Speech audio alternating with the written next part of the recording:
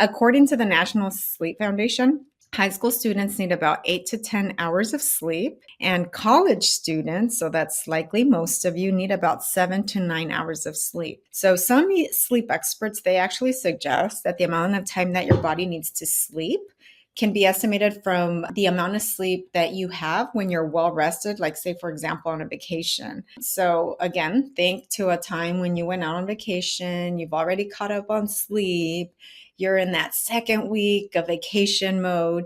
Well, how many hours are you sleeping throughout the night when you are on that vacation? And that's likely the amount of sleep that your body needs. It's actually estimated that more than 90% of college students sleep less than 8 hours a night. And then some resources report that the average college student actually sleeps 6 hours or less a night. So again, that's a significant lack of sleep for a lot of college students. Did you guys know that it makes your brain think it's drunk if you go too long without sleep? So per CDC, staying awake for 18 hours can have the same effect as a blood alcohol content level of 0.05%. Staying awake for 24 hours straight. God, I hope you guys aren't doing this.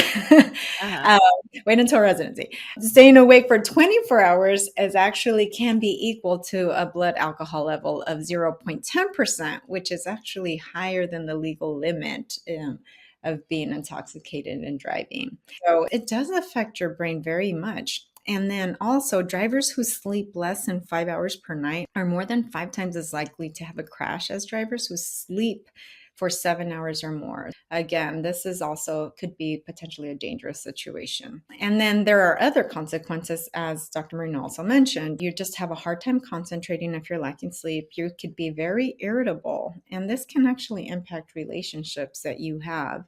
Anxiety is a big one. So there's a huge link between anxiety and trouble sleeping.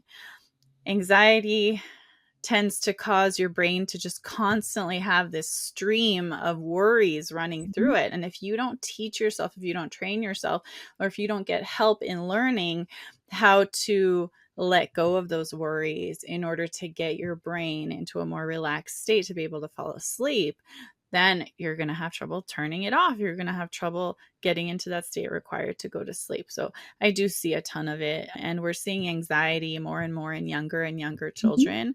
And so it's so important that it's wonderful as physicians to be able to help those kids so that they don't end up with lifelong sleep and anxiety issues. But it's also concerning that sometimes it feels like everybody has poor sleep nowadays.